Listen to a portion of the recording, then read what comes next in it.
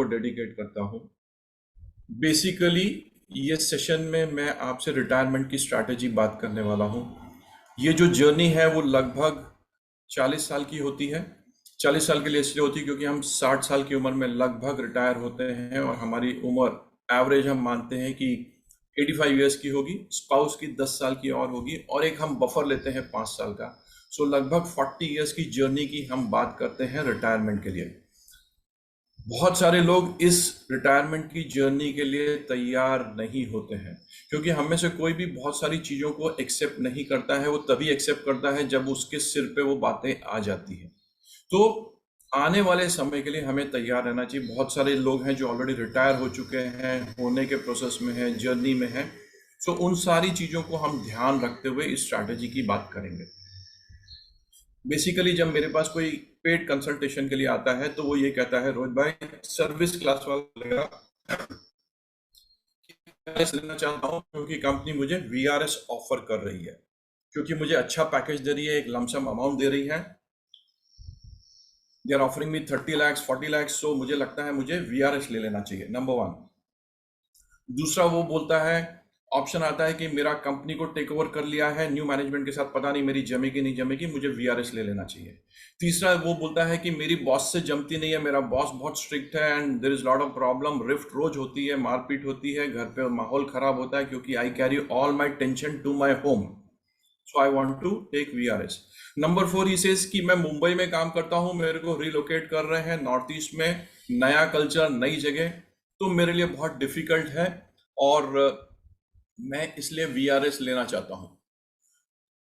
चौथा वो बोलता है कि मेरी टीम मेरी सुनती नहीं है, मेरी टीम बहुत सारी पॉलिटिक्स करती है, कोई मेरे को सुनता नहीं है, मेरे को एक छोटे से वर्टिकल में उन्होंने रीलोकेट कर दिया है, शिफ्ट कर दिया है, डाउनग्रेड कर दिया है, डिग्रेड कर दिया है, सो मैं छोड़ना चाहता हूँ। सो जितने भी पैरामीटर्स वो आके मेरे से डिस्कस करता है, only one thing is very common, he is taking a major career decision based on his emotions. वहीं पे एक बिजनेस क्लास का आदमी आके मेरे से कहता है कि Rohit sir, I want to take retirement from my business. The few reasons which he shares is, मेरे बच्चे बड़े हो गए, उन्होंने बिजनेस को टेक ओवर कर लिया है, नंबर 1।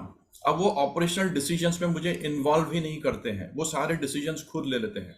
मैं एक बहुत ही छोटी कैपेसिटी में बिजनेस को देखता हूँ, बहुत छोटा मैग्नीट्यूड में देख रहा हूँ, बहुत छोटा वर्टिकल देख रहा हूँ, सारे मेजर डिसीजंस मेरे बच्चे लेते हैं। थर्ड इंपॉर्टेंट थिंग, उनका वर्किंग करने का स्टाइल मेरा वर्किंग करने का स्टाइल मैच नहीं करता है। I am a very principle oriented person, I start things as per my commitment, I honour my commitment. ये जितने जो नए जनरेशन के मेरे बच्चे हैं वो कमिटमेंट को ऑनर नहीं करते हैं, अपने हिसाब से काम करते हैं। मेरे साथ जिन लोगों ने काम किया था 25 साल 30 साल, वो सब अब रिटायर हो चुके हैं, उन्हें ये रिटेन नहीं करना चाहते हैं। They want to go for a new generation and the new generation is hire and fire. So मेरी उनके साथ जेलिंग नहीं होती है। So I have lost my core team, I feel lonely in the organisation, I feel ये business में मैं बैठ के कर क्या रहा हूं। मोस्ट इंपॉर्टेंट थिंग इज, मेरे बच्चे बिजनेस को सोर्स करने के लिए ओवर कमिट कर देते हैं, टाइम मैनेजमेंट कंसिडर नहीं करते, और जब जब वो फेल करते हैं मेरे को जाके सामने खड़ा कर देते हैं, पार्टी के सामने, कि पापा आप उनको फेस कर लीजिए, हम उनको फेस नहीं कर पाएंगे। ठीक है जी। मुझे बहुत एम्बैरेसिंग लगता है क्योंकि मैंने कभी भी अपने कमिटमेंट को फेल नहीं किया है। जो काम मैंने पिछले 30 साल में नहीं किया, अब मुझे करना पड़ रहा है। I feel very bad, I feel embarrassed at times, I feel कि मैं ये कर क्या रहा हूं। जो काम मैंने पिछले 25 साल में 30 साल में नहीं किया, वो मैं क्यों करूं। जो गुडविल मैंने मेंटेन की है, आज मेरे को अपनी रेपुटेशन के लिए सैक्रिफाइस करना पड़ रहा है, because of my kids, because of the way my kids are working. Based on this, he wants to take VRS. He wants to take retirement from his business. And these are the very common observations. Basically, जो business family होती है, second generation आते आते हैं उनके parameters change हो जाते हैं, उनके operations change हो जाते हैं, principles change हो जाते हैं, and he wants to retire. Again, all the decisions are taken based on his emotional conditioning. जब भी आप कोई मेजर फाइनेंशियल डिसीजन लेते हैं, अपने इमोशंस को बाजू में रख के लीजिए। डिसीजंस को सिर्फ फाइनेंस की तरह देखिए, अपने इमोशंस को उसमें बिल्कुल मत डालिए। ठीक है जी। अब हम बात करते हैं अपने रिटायरमेंट जर्नी की। रिटायरमेंट जर्नी के बेसिकली 4 फंडामेंटल पिलर्स हैं। फर्स्ट फंडामेंटल जो पिलर आता है वो आता है आपका मेंटल फिटनेस।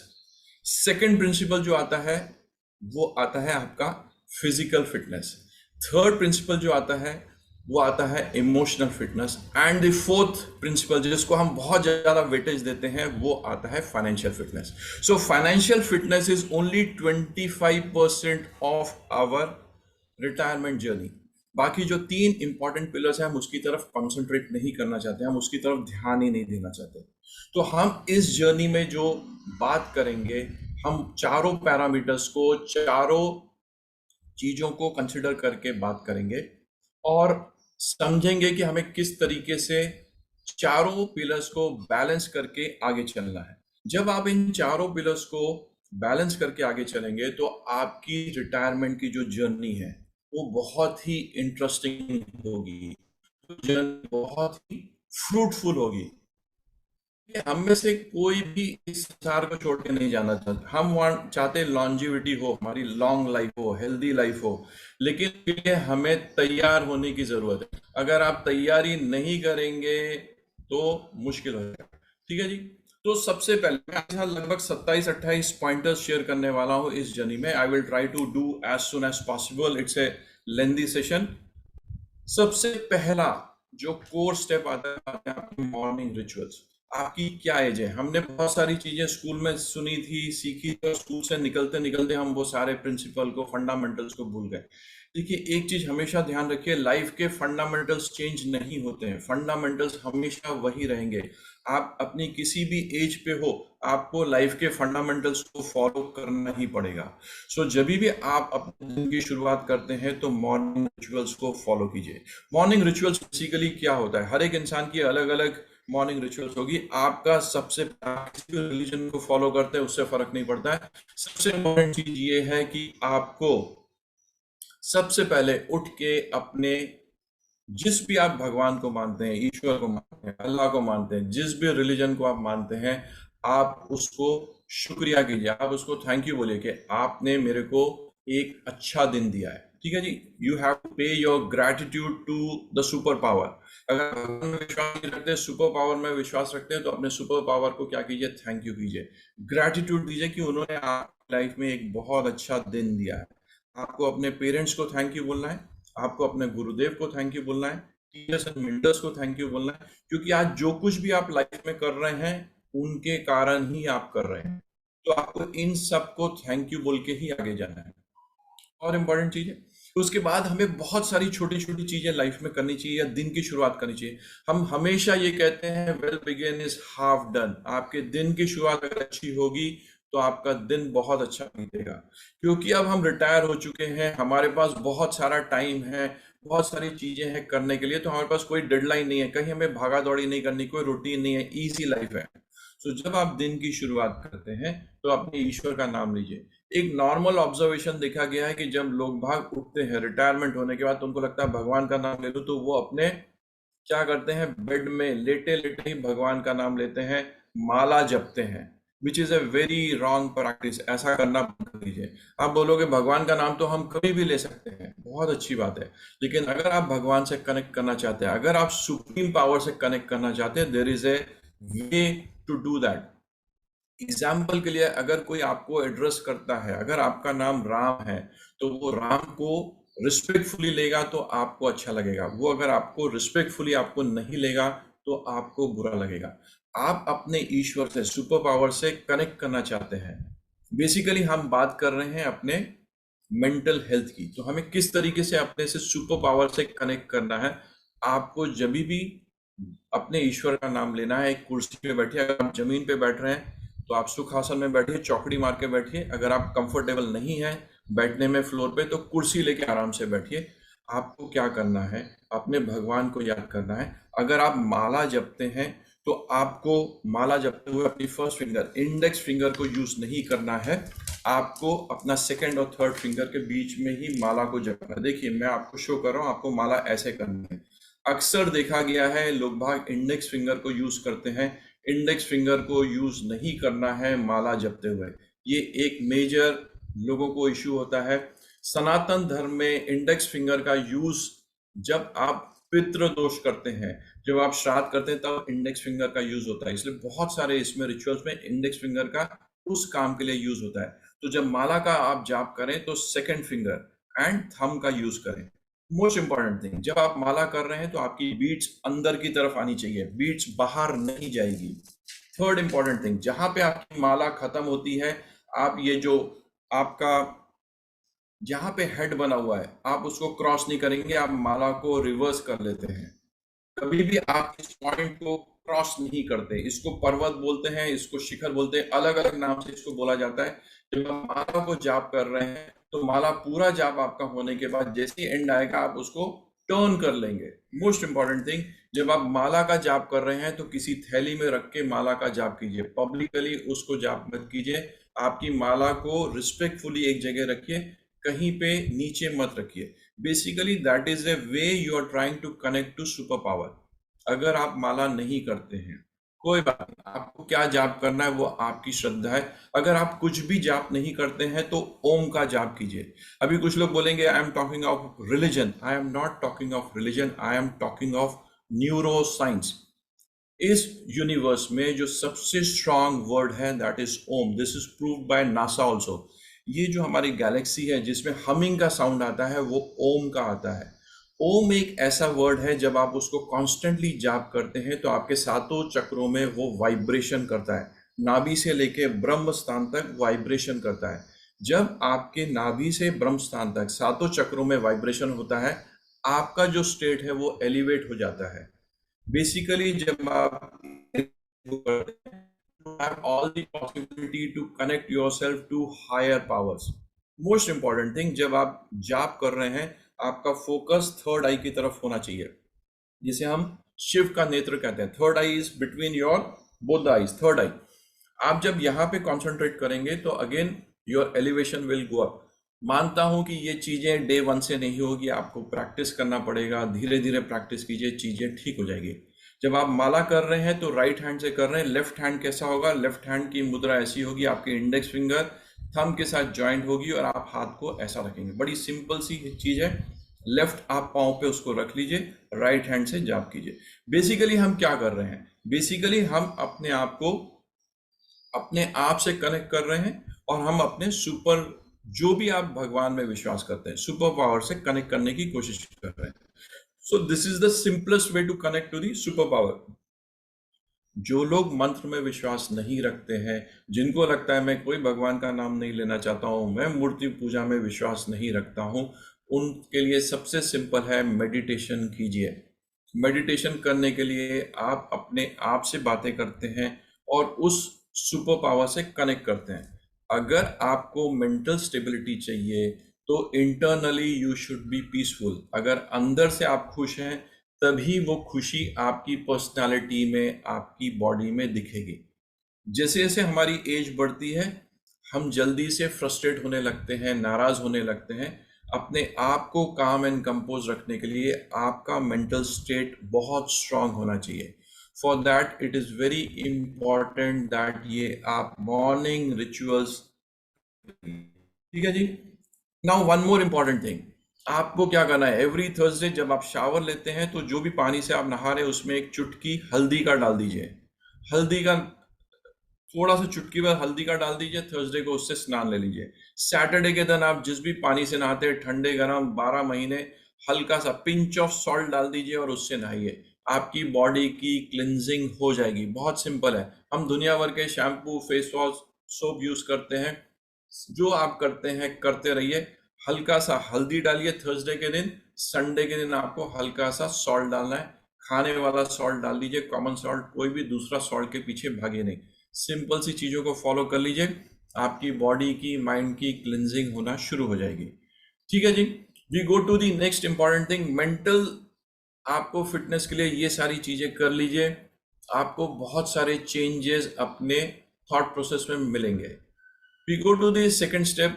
जब आप रिटायर हो चुके हैं, ये बहुत इंपॉर्टेंट है कि आपका एक डेली रूटीन होना चाहिए। अब हम बात कर रहे हैं अपने फिटनेस, फिजिकल फिटनेस की बात करें कि आपका एक डेली रूटीन होना चाहिए। आप सुबह कितने बजे उठते हैं, कितने बजे, जैसे जैसे हमारी उम्र बढ़ती है हमारा जो सोने का जो है, जो हमारा सोने का प्रोसेस है कम हो जाती है, हमारी नींद कम हो जाती है, लोगों को नींद नहीं आती है।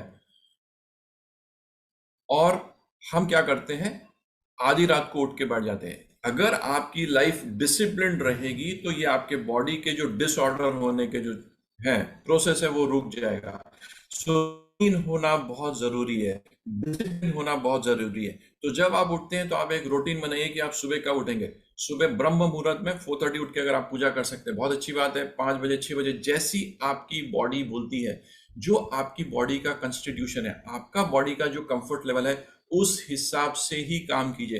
किसी ने बोला है कि सुबह 5 बजे उठ के करना चाहिए। अगर आपकी बॉडी 5 बजे नहीं उठ सकती है तो चिंता करने की जरूरत नहीं, बड़े आराम से जब भी आपको कंफर्टेबल लगे आप उस टाइम पे उठिए। लेकिन एक रूटीन बना के रखिए। ऐसा नहीं कि आप अलार्म लगा रहे हैं 6 बजे का और 8 बजे उठ रहे हैं, ऐसा बिल्कुल मत कीजिए। आपकी बॉडी में, आपके माइंड में डिसिप्लिन होना चाहिए। अगर आपने ये सोचा है कि मुझे 6 बजे उठना है तो 6 बजे ही उठना चाहिए। आप उठ के अपने मॉर्निंग रिचुअल्स करेंगे। आपकी बॉडी, आपके 24 आवर्स की आपकी कुछ ना कुछ एक्टिविटी डिफाइन होना चाहिए। आपका स्क्रीन टाइम क्या होगा, आपको ये ध्यान रखना है।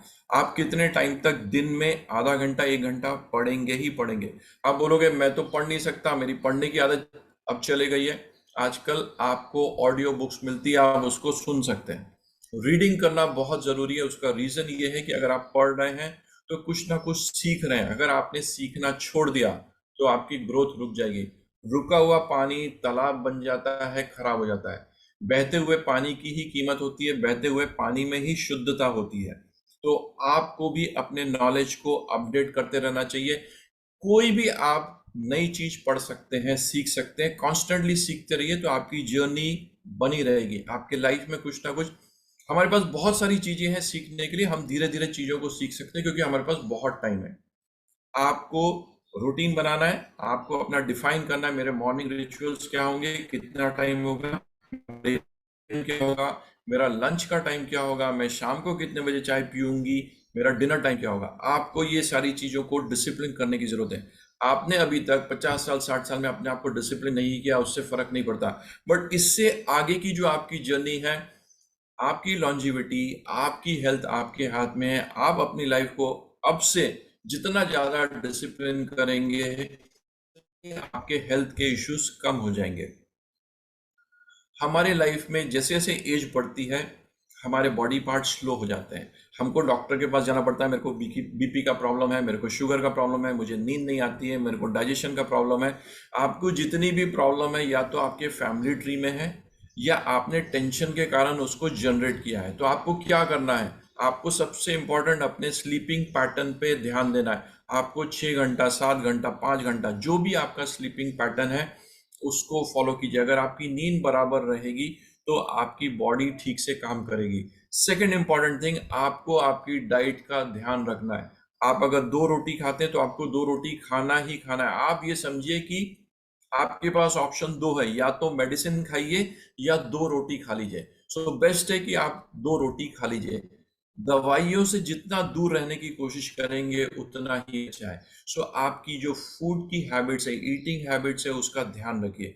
आपको ये भी ध्यान रखने की जरूरत है कि जो आप खा रहे हो आप उसको डाइजेस्ट कर पा रहे हैं कि नहीं कर पा रहे हैं। अगर आपको लगता है कि ये चीज में डाइजेस्ट करने में मुझे दिक्कत होती है, अपनी डाइट को चेंज कर लीजिए। ये छोटी छोटी चीजें आपको बहुत सारा वैल्यू एडिशन करेगी। इसके लिए आपके पास डॉक्टर के पास भागने की जरूरत नहीं है। जब जब आपका स्लीपिंग पैटर्न डिस्टर्ब होगा, जब जब आपकी ईटिंग हैबिट्स डिस्टर्ब होगी, आपको इनडाइजेशन होगा। और जब आपको इनडाइजेशन शुरू होगा वहां से आपकी लाइफ में मेडिकल बिल्स आने शुरू हो जाएंगे। अगर आप अपने आप को फिट रखना चाहते हैं तो ये छोटी छोटी चीजें कीजिए। Most important thing, you have to go for a walk for at least 20 minutes. हम वॉक करने कब जाते हैं, जब हमको डॉक्टर बोलता है सर आपको बीपी हो गया, चलना जरूरी है, आपको डायबिटिक हो गए हैं आप पेशेंट, आपको चलना जरूरी है। जब घंटी बजती है तभी हम ये सारे एक्शन लेते हैं क्योंकि हमारे पास कोई चॉइस नहीं बचता है। अगर हमें कोई भी मेडिकल प्रॉब्लम नहीं है तो इमीडिएटली चलना शुरू कर दीजिए। जो 20 मिनट आपको चलना है वो लेजरली चलना है। आप जिम में जा सकते हैं, बहुत अच्छी बात है। आपको जो भी फिजिकल एक्सरसाइज करनी है, जो भी फिजिकल एक्टिविटी करनी है, that should be based on your body constitution. आपके बॉडी के कंफर्ट लेवल के हिसाब को ये सारी चीजें करनी है। आपने यंग एज में कोई भी फिजिकल एक्टिविटी नहीं की है और आज आप 60 साल के बाद, 70 साल के बाद कोई एक्टिविटी करना चाहते हैं तो आपकी बॉडी को एडजस्ट करने में बहुत टाइम लगेगा। तो जो भी फिजिकल आप एक्टिविटी कर रहे हैं, बड़ा सोच समझ के उसको कीजिए। कहीं पे भी जल्दबाजी मत कीजिए। कोई भी ऐसा एक्स्ट्रा ऑर्डिनरी कोर्स जोश में मत कर लीजिए कि मैं कुछ एडवेंचर स्पोर्ट करना चाहता हूँ। ऐसा कुछ मत कीजिए। अगर आप एडवेंचर स्पोर्ट करना चाहते हैं तो कोई भी इंश्योरेंस कंपनी आपका इंश्योरेंस कवरेज नहीं करती है। तो ध्यान रखिए, जो भी रूटीन बना रहे हैं पूरा सिस्टमैटिक होना चाहिए। अक्सर हम देखते हैं लोग भाग के पास कोई एक्टिविटी नहीं होती, हम तो कुछ भी नहीं करेंगे। जब आप सुबह उठते हैं, भजन सुनिए, वो सारी चीजें सुनिए जो आपको मोटिवेट करती है, जो आपकी लाइफ में पॉजिटिविटी लाती है। Then we go to our third step. जब आप रिटायर हो चुके हैं, आपके पास पूरा काम है, आपको एक नई हॉबी डेवलप करनी है। हो सकता है वो सिंगिंग हो सकता है, डांसिंग हो सकता है, कोई म्यूजिक का हो सकता है, कोई निटिंग हो सकती है, कुकिंग, कुछ भी हो सकता है। It depends upon your flair in life. क्या चीज का आपको ध्यान रखना है? जो भी आप नई हॉबी को डेवलप कर रहे हैं, कल्टीवेट कर रहे हैं, number one, it should not be risk to your life. क्योंकि आपकी लाइफ आपकी नहीं है, वो आपकी फैमिली की भी है। आपके फैमिली वाले आपके ऊपर डिपेंडेंट है, उनका आपके साथ इमोशनल कनेक्शन है, बॉन्ड है। मोस्ट इंपॉर्टेंट थिंग, जो भी आप नई हॉबी शुरू कर रहे हैं वो इतनी एक्सपेंसिव नहीं होनी चाहिए कि आप कर सकें। फॉर एग्जाम्पल, आप बजाना चाहते हैं, पियानो जो है वो वेरी एक्सपेंसिव आपकी हॉबी है। आप बोलो मैं फ्लाइंग करना चाहता हूँ, वेरी एक्सपेंसिव हॉबी। सो हॉबी वही कीजिए जो आप अफोर्ड कर सकते हैं, आपकी फैमिली अफोर्ड कर सकती है। कुछ भी ऐसा एक्स्ट्रा ऑर्डिनरी मत कीजिए जिससे आपके फाइनेंशियल स्ट्रक्चर में डेंट पड़ेगा। हम ये सारी जो बात कर रहे हैं, हम अब इमोशनल फिटनेस की बात कर रहे हैं। छोटी छोटी चीजें हैं जो आपकी लाइफ में वैल्यू एडिशन करेंगे, आपके इमोशनल बैलेंस को ठीक से रखेगी। हम हॉबी की क्यों बात कर रहे हैं कि जो चीज आपको अच्छी लगती है, आप वो काम कर रहे हैं, वो काम करते हुए, वो एक्टिविटी करते हुए आपको खुशी मिलेगी। Basically we trying to keep our self happy. हम अपने दिमाग को, दिल को खुश रखने की कोशिश कर रहे हैं। ठीक है जी।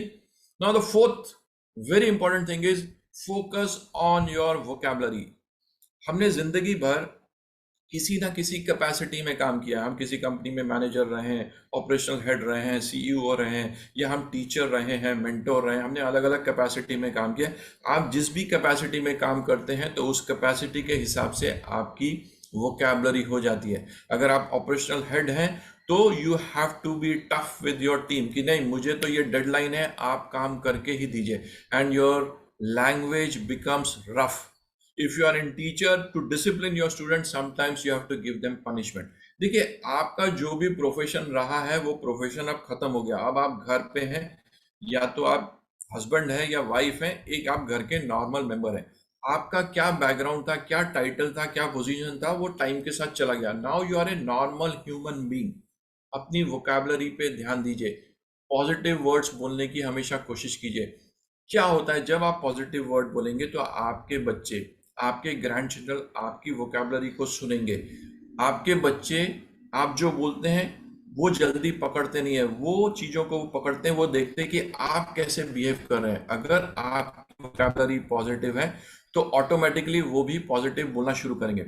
अक्सर हमने देखा लोगों को आदत होती है गाली देने की, और जब वो किसी भरी सभा में जाते हैं तो मुंह में गुटखा डाल के बैठ जाते हैं, क्योंकि आदत खराब हो चुकी है। हम जब सत्संग में जाते हैं, मंदिर में जाते हैं, हमें अच्छा लगता है। क्यों अच्छा लगता है? क्योंकि वहां पे सारी पॉजिटिव बात कही जाती है। जब आप उस एनवायरनमेंट में जाएंगे जहां पे पॉजिटिविटी है, यू विल फील गुड। अगर आप अपनी वोकैबुलरी पे थोड़ा सा ध्यान देंगे, आपका जो माइंड है फोकस करेगा पॉजिटिव वर्ड्स की तरफ। नंबर वन, आपका सबकॉन्शियस माइंड ट्रेन हो जाएगा लाइफ में पॉजिटिविटी को अट्रैक्ट करने के लिए। Number three, when you will speak positive, आपके कान में पॉजिटिव बातें जाएंगी तो आपका स्टेट ऑफ माइंड पॉजिटिव हो जाएगा। आपकी बॉडी में पॉजिटिव हार्मोन्स ज्यादा प्रोड्यूस होंगे। जब आप नाराज होते हैं, गुस्सा होते हैं, तो आप में नेगेटिव हार्मोन्स बनते हैं। गौतम बुद्धा बहुत अच्छी चीज कहते हैं, जब किसी नाराज होते हैं तो आप अपने आप को पनिशमेंट दे रहे हैं दूसरे की गलती के लिए। सो आपको पॉजिटिव रहने की जरूरत है। कई बार लोग आपकी बात नहीं सुनेंगे, आपसे डिसएग्री करेंगे, आपको स्ट्रांगली लो फील कराएंगे। Then also try to be positive. ये आपके हाथ में है कि आप अपने स्टेट ऑफ माइंड को, अपने इमोशंस को पॉजिटिव रख सकते हैं या नेगेटिव रख सकते हैं। हम बहुत जल्दी अपने इमोशंस का रिमोट कंट्रोल सामने वाले के हाथ में दे देते हैं कि सामने वाला हमको दो बातें बोलता है और हम उसके लिए या तो लो फील करते हैं या हाई फील करते हैं। अपने इमोशन का थर्मामीटर, अपने इमोशंस का रिमोट कंट्रोल लोगों को देना बंद कर दीजिए। You should be master of your emotions. Fifth, ये जो पॉइंट है, वॉच वन मूवी इन 15 डेज। अब आप बोलोगे मेरे को तो मूवीज देखने का कोई शौक नहीं है, मेरे को बिल्कुल इंटरेस्ट नहीं है, ये मूवी नई जनरेशन की मूवी हमें समझ में नहीं आता है। हमारे टाइम पे तो यूसुफ साहब थे, अमिताभ बच्चन था, now new generation, I don't get connected with Hrithik Roshan, ये सब से मैं कनेक्ट नहीं कर पाता। So movie I feel out of the place. You are absolutely correct. मैं आपको मूवी देखने का जो अलग डायमेंशन शेयर कर रहा हूं। हम मूवी जो देखने जा रहे हैं, बहुत सारे लोग एंटरटेनमेंट के लिए जाते हैं। हमें मूवी देखने जाना है दो पर्पस है। Number one, to understand what is happening in the society. Number two, what is the vocabulary used right now in the society. क्या होता है हमारी सोसाइटी में, वो सारी चीजें होती हैं या तो वो मूवी से आती है या मूवी रिफ्लेक्शन होता है सोसाइटी का। जैसे जैसे हमारी एज बढ़ती जाती है, हमारा जो सर्कल है वो छोटा होते चला जाता है, हमें मालूम ही नहीं पड़ता है कि सोसाइटी में क्या हो रहा है, जो लार्जर सोसाइटी है उसमें क्या हो रहा है, यंग जनरेशन क्या कर रही है। To know how the society is behaving, आपको सबसे इजी तरीका है मूवी देखना चाहिए। आप कोशिश कीजिए हिंदी मूवी को देखिए या उस रीजनल मूवी को देखिए जो आपके रिलीजन को, आपके रीजन को बिलोंग करती है। आपको ये मालूम पड़ेगा कि क्या हो रहा है सोसाइटी में, क्योंकि जो भी मूवीज में दिखाया जाता है बेसिकली उसको रियल लाइफ से लेके डिपिक्ट किया जाता है। So this is the easy way to understand what is happening in the society, what is the new vocabulary going on in the society. क्योंकि हमें हमारे रास्ते ढूंढने पड़ेगा सोसाइटी में क्या हो रहा है उसको समझने के लिए। So it is a must for you to watch movie. आप थिएटर में मत जाइए, महंगी टिकट मत देखिए, प्लेटफॉर्म पे रुक के मूवी देख लीजिए, कोई जल्दी मत कीजिए। But you have to watch movie for learning process के हिसाब से मूवी को देखिए। बिल्कुल डिफरेंट डायमेंशन है। आप इस चीज को थोड़ा सा ध्यान से समझने की कोशिश कीजिए। Now the next is become self sufficient independent। आप जो भी एक्टिविटी करते हैं, आप कोशिश कीजिए आप अपने सारे काम खुद कर सकें, जितना हो सके खुद कर सके। जब तक आप किसी के ऊपर डिपेंडेंट नहीं है, आप फिजिकली फिट रहेंगे, आपके इमोशंस बिल्कुल बैलेंस रहेंगे। जब आप अपने डोमेस्टिक हेल्थ के ऊपर 100% डिपेंडेंट हो गए, आप ये मानिए कि आपकी तकलीफें बढ़ गई है। आपको पोस्ट ऑफिस जाना है, आपको बैंक जाना है, आपको जो भी एक्टिविटी करना है, कोशिश कीजिए कि आप खुद उसको कर सके। जब तक आप उस चीज को खुद करते रहेंगे, आपका ब्रेन, आपका माइंड, आपकी बॉडी सिंक में रहेगी और आप एक्टिव बने रहेंगे।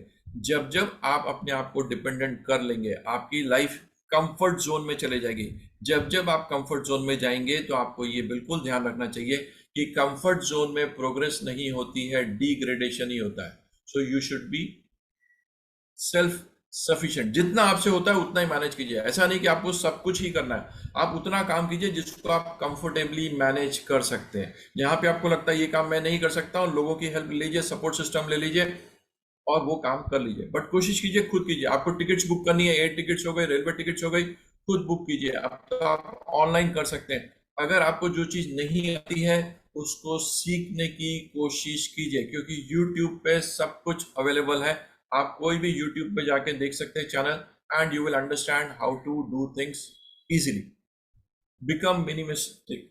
आपकी जैसे जैसे एज बढ़ती जाती है, चीजों को कम करना शुरू कर दीजिए। पहले हम जब यंग एज कपड़े चाहिए होते, फैशन के हिसाब से जाना है, मल्टीपल हमारे पास कलर चॉइस होती है, हमारे पास बैग होने चाहिए, हमारे पास बहुत सारी चीजें होती हैं। जैसे जैसे हमारी एज बढ़ती है, जैसे जैसे हम लाइफ में मेच्योर होते हैं, हमको मालूम पड़ता है हमें इतनी सारी चीजों की जरूरत नहीं है, हम कम में भी गुजारा कर लेते हैं। आप जितना कम से कम मिनिमाइज अपनी लाइफ को करेंगे, उतनी लाइफ आपकी सिंपल और अच्छी होगी। देखिए, जापानीज कल्चर क्या बोलता है, आपको उतनी ही चीजें खरीदनी चाहिए जिसकी आपको जरूरत है। इसलिए जापानीज होम में क्या मिलेगा, आपको कम से कम चीजें मिलती है, मैक्सिमम नहीं मिलते। हम हिंदुस्तानी लोग ही अपने घर को म्यूजियम बना लेते हैं, चीजों को भर देते हैं। अब समय आ गया है, आपको जो आपकी लाइफ में एक्स्ट्रा चीजें हैं, या तो उसको बांट दीजिए या उसको बेच दीजिए। केवल आपको हर साल एक बार ट्रैवल करना है। ट्रैवल क्यों करना है? बेसिकली टू चेक आप फिजिकली फिट है कि नहीं है, मेंटली आप फिट है कि नहीं है। आपको जब भी ट्रैवल करना है, एक नई जगह जाना है जहां पे आप इससे पहले गए नहीं। आप अपने बच्चों के पास जाते हैं, that is part of your family. आप अपने रिलेशंस में कहीं जा रहे हैं, आपका वो एक नोन सर्कल है, वहां जा रहे हैं। आपको बेसिकली एक ऐसी जगह जाना है, नए सर्कल में जाना है, नए लोग को मिलना है, विद द रीजन आप चेक कर सके आप फिजिकली फिट हैं। नंबर टू, आप ये समझ सके आप एक नए एनवायरनमेंट में जाके फिट हो सकते हैं कि नहीं हो सकते। नए कल्चर में आप जाके आपको सीखने को मिलेगा। जब आप ट्रैवल कर रहे हैं तो आपको क्या करना है, सब कुछ खुद प्लान करने की कोशिश मत कीजिए। अगर आप खुद कर सकते हैं बहुत अच्छी बात है, otherwise take help of tours and travel. Tours and travel जब आप लोगे तो आपकी safety they will take care. आपकी जो बेसिक नीड्स है, अगर आपके हेल्थ के इश्यूज हैं, so they will arrange for medical thing. Your life will be easy. आपका जो ट्रैवल प्लान है वो इजी हो जाएगा, because they will take care of your food, they will take care of your luggage, they will take care of all your lodging boarding things. तो आपकी life easy है। आपको थोड़े से ज्यादा पैसे देने पड़ेंगे, but safety is always better, prevention is better than cure. So आप अपने सेफ्टी को ध्यान में रख के थोड़ा सा ज्यादा खर्चा करके टूर्स एंड ट्रैवल्स में जाइए। जब आप टूर्स एंड ट्रैवल्स में जाएंगे तो टूर वाला भी ये आपको ऑप्शन देगा। आप अपनी एज के लोगों के साथ जाना चाहते हैं, यंगस्टर्स के साथ जाना चाहते हैं, तो आपको वहां पे भी एक ऑप्शन आएगा कि मैं कैसे टूर्स में जाना चाहता हूँ, मैं कहाँ पे ट्रैवल करना चाहता हूँ। क्योंकि आपके पास बहुत सारे ऑप्शंस आ जाएंगे। जब आप साल में एक बार ट्रैवल करेंगे तो आप अपने घर से, अपने नॉर्मल सर्कल से बाहर निकल के जाएंगे। आपकी जब हवा पानी बदलेगी तो आपके, जितना आप ज्यादा ट्रैवल करेंगे, जितने नए लोगों से आप मिलेंगे, उतना आपको सीखने को मिलेगा। देखिए, आपने अभी तक जो कुछ भी सीखा है वो अपने प्रोफेशन के हिसाब से सीखा है। आपने ये सीखा है मुझे प्रोफेशन में कैसे आगे जाना है। अब हमको सीखना है कि लाइफ को किस तरीके से सही ढंग से है। उसके लिए बहुत जरूरी है कि हम ट्रैवल करें। साल में एक बार आपको ट्रैवल करने की जरूरत। Step number 9, join any association. आप जो भी कर रहे हैं, आप जिस भी लाइफ साइकिल में हैं, जिस भी पैटर्न में आप जी रहे हैं, कोई फर्क नहीं पड़ता, कोई ना कोई एसोसिएशन को ज्वाइन कीजिए। You can join rotary, art of living आप ज्वाइन कर सकते हैं। आप कोई भी ग्रुप को ज्वाइन कर लीजिए जहां पे लाइक माइंडेड पीपल हैं, वो करके रखेंगे, आपकी और उनकी सोच मैच करेगी। आपको कोई भी तकलीफ का टाइम रहेगा वो आपके साथ कनेक्टेड रहेंगे। ये बहुत ज़रूरी है कि कम्युनिटी लिविंग होना चाहिए। आप जिस भी एसोसिएशन में ज्वाइन करना चाहते हैं, that will do value addition to you, because आपकी कनेक्टिविटी बनी रहेगी। अभी तक तो आपने सारे प्रोफेशनल रिलेशंस बनाए थे। मैं बिजनेस मीटिंग अटेंड कर रहा हूँ, मैं सेमिनार अटेंड कर रहा हूँ, वेबिनार अटेंड कर रहा हूँ, it is related to my career. अब तो करियर चला गया, अब तो हमें हमारे इमोशनल बैलेंस को ठीक से रखना है। हमें ये देखना है कि हमारा माइंड काम करता रहे। उसके लिए बहुत जरूरी है कि हम किसी ना किसी एसोसिएशन से कनेक्टेड रहे। You can join yoga group, you can join adventure group, you can join happiness club, जो भी आपको ठीक लगता है वो कीजिए। मोस्ट इंपॉर्टेंट थिंग, जो भी आप कर रहे हैं, it should not be risk activity financially. अब हमारे घर में क्या हो गया कि हमारे पास बहुत सारे रिसोर्सेज आ गए हैं, बाइंग पावर हमारी बढ़ गई है, हमने बहुत पैसा जमा किया है। स्पेशली लेडीज क्या बोलती है, मैंने इतने साल कुकिंग किया, अब मैं नहीं करूंगी, डोमेस्टिक हेल्प भी खाना बनाएगी, या हम टिफिन सर्विस लगा लेते हैं। स्विगी का ऑप्शन आ गया है, जोमेटो आ गया है, तो हमारे पास बहुत सारे विकल्प हैं, बाजार से आराम से खाना मिल जाता है। आप जो भी करते हैं, आपका जो भी लाइफ स्टाइल है, एवरीथिंग इज रिस्पेक्टेबल। लेकिन आपको हफ्ते में एक बार अपने परिवार के लिए मील बनाना ही है। कुछ भी आप बनाइए, छोटा बड़ा, फुल मील, मिनी मील, नाश्ता बनाइए। कैसे बनाना है वो बहुत इंपॉर्टेंट। क्या जब हम खाना बनाने की कोशिश करते हैं, कोई भी मील बनाते हैं, उससे पहले हम सारी तैयारी करते हैं। बाजार से सब्जी खरीद के ला रहे हैं, सब्जी को आप धोगे, काटोगे, मसाले निकालोगे, सारी तैयारी करोगे। आपको क्या करना है, जब आप ये एक्टिविटी कर रहे हैं, आपको दो चीजों का बहुत बहुत इंपॉर्टेंट ध्यान रखना है। पहली चीज आपको ये करना है कि जब आप वो पर्टिकुलर कुकिंग कर रहे हैं वंस ए वीक, आप ये सोच के इस माइंडसेट से कुकिंग कीजिए कि ये मैं खाना अपने ईश्वर, सुपर पावर के लिए, जो भी आप जिस भी भगवान को मानते हैं उनके लिए बना रही हूं। सो आप पूरी शिद्दत से उस खाने को बनाएंगे। नंबर वन, आप उस खाने को पूरी प्योरिटी से बनाएंगे। अक्सर हम क्या देखते हैं, जब खाना बनाते हैं तो टेंशन में बनाते हैं, अरे ये खाना बनाना मुसीबत है, और हम कोसते हुए खाने को बनाते हैं। तो कहते हैं जैसा अन्न वैसा मन। सो जब आप हफ्ते में एक बार खाना बनाएंगे, अपने ईश्वर के लिए बनाएंगे, तो आप खुशी खुशी बनाएंगे। उस टाइम पे भजन लगा लीजिए, कीर्तन लगा लीजिए, कुछ भी ऐसा सूदिंग लगा लीजिए जो आपके माइंड को, बॉडी को पॉजिटिव रखता है। खुशी खुशी बनाइए, तो आपको ये लगेगा कि मैं अपने परिवार के लिए कुछ अच्छा कर रही हूँ। ये बहुत इंपॉर्टेंट है। इस रिचुअल को शुरू कर दीजिए। This is something very very important. जिन जिन लोगों ने इसको फॉलो किया है, स्टार्ट किया है, उनकी लाइफ में बहुत सारे चेंज आए। हर इंसान वही बोलता है, भाई आपने जिस दिन एक बार भी खाना बनाया था मील में, दैट मील वाज गुड। वो सब्जी आप पहले भी बनाते थे, आज आपने जो सब्जी बनाई उसमें कुछ फर्क है। People will definitely feel the difference. I have experienced personally. Most important thing, 30s में 40s में होते हैं तो हम हैवी वेट उठा लेते हैं। आप 5 किलो का डब्बा, 10 किलो का डब्बा, 20 किलो का डब्बा उठा लेंगे। Specially for ladies when they are 65 plus, उनको अपने किचन में आधा आधा किलो की क्रॉकरी के बर्तन या डब्बे रखने शुरू कर देना चाहिए। उसका रीजन क्या है, जैसे जैसे हमारी एज बढ़ती है, हमारी जो फिजिकल कैपेसिटी होल्ड करने की होती है वो कम हो जाती है। हमें मालूम ही नहीं पड़ता कि हमारे हाथ में से वजन उठाने की कैपेसिटी कब कम हो गई है, और किसी एक अनफॉर्चुनेट डे आपके हाथ से वो डब्बा गिर जाता है, या तो आपके पाँव पे गिरेगा या फ्लोर पे गिरेगा, और उस डब्बे में से कुछ भी गिरे, भले वो दाल हो सकती है, नमक हो सकता है। जब वो पर्टिकुलर एपिसोड होता है किसी भी लेडी के साथ, वो डिप्रेशन में चले जाती है, क्योंकि वो, उनका जो माइंड है इस तरफ से ट्यून किया होता है कि आपके हाथ से कोई नुकसान नहीं होना चाहिए। जब उनके हाथ से कोई बर्तन टूटता है, छूटता है या नीचे गिर जाता है, उनको बहुत पेन होती है। जेंट्स को ये बात बहुत नॉर्मल लगी, अरे ठीक है डब्बा ही तो गिर गया, इसमें क्या, थोड़ा सा नमक ही था, थोड़ी सा दाल था। आपके लिए सिर्फ ये एक लाइन है, लेकिन उस लेडी के लिए वो एक बहुत बड़ा ट्रॉमा होता है। मैंने बहुत सारे न्यूरो सर्जन से बात की है, उनका ये कहना है कि रोहित, एक ये पर्टिकुलर एपिसोड उस लेडी को तोड़ देती है मेंटली।